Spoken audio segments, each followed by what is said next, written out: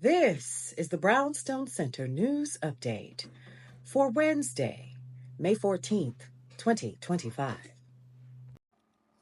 Hundreds of Starbucks staff have walked out of over 50 stores to protest the company's new dress code, which went into effect earlier this week.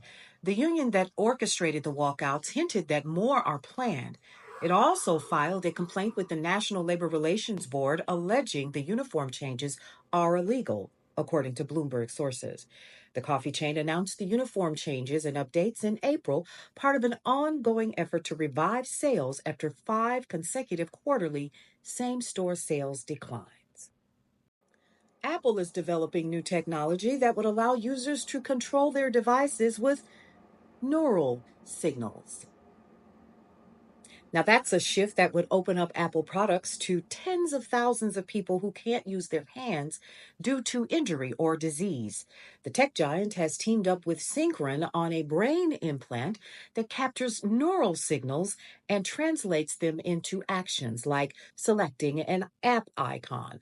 It could receive commercial approval by 2030, according to Synchron CEO Thomas Oxley. NVIdia, Amazon, and AMD announced deals with Saudi Arabian company Humane to help develop AI infrastructure and data centers in the Middle Eastern nation.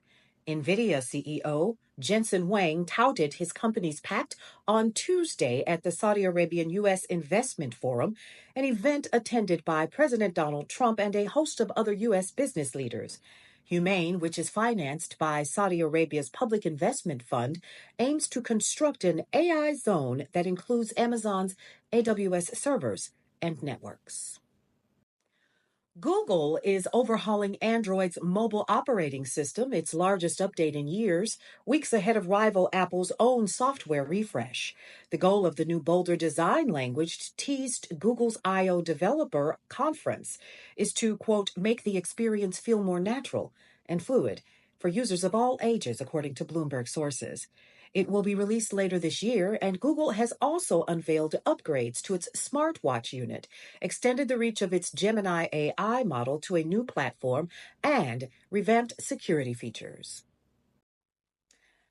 The S&P 500 advanced on Tuesday, sending the benchmark index back into positive territory for the year, lifted by a rally in tech stocks and encouraging inflation data.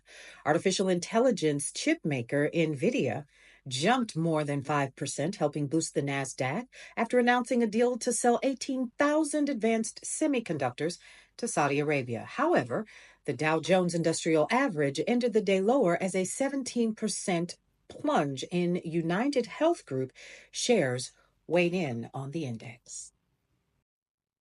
Actress Halle Bailey, known for her role in The Little Mermaid, has been granted a restraining order against her ex-boyfriend, rapper and YouTuber DDG.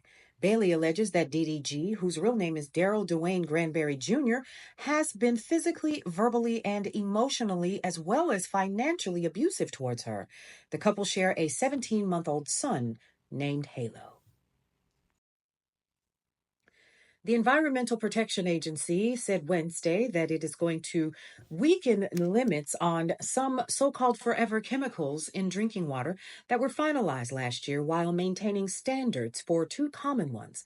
The Biden administration set the first federal drinking water limits for PFAS, or we're not going to say those names, finding they increased the risk of cardiovascular disease, certain cancers, and babies being born with low birth weight. Those limits were expected to reduce PFAS levels in drinking water for millions of people.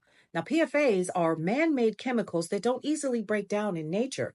They're found in wide ranges of products, including cookware, firefighting foam, and stain-resistant clothing. Under the new rollback on 3 types of these PFAS, including Gen X substances found in North Carolina, it will be scrapped and reconsidered by the agency, as well as a limit on a mixture of several types of PFAS. Omaha's first female mayor has conceded the mayoral race to a man who likely will become the community's first Black mayor. Voters in Omaha were making history yesterday by either re-electing the city's first female mayor to a rare fourth term or electing the community's first black mayor. The race between Mayor Gene Stothert and challenger John Ewing primarily revolved around local issues like street repairs and garbage service. But in the final stretch, the campaign touched on more national hot button issues such as President Donald Trump's administration and transgender rights. For more news and information that you can use, you can always head over to brownstoneworldwide.com. Check out Cityscape Radio for news and information that you can use, as well as podcast shows and sounds that you'll remember. Don't forget to pick up your free digital copy of Brownstone Living magazine for the month of May on brownstoneworldwide.com as well. And also, check us out on everything Brownstone Worldwide around the web. And follow me, Paulette on the mic, on Substack for journalistic commentary and content. We'll see you around. Welcome to the neighborhood.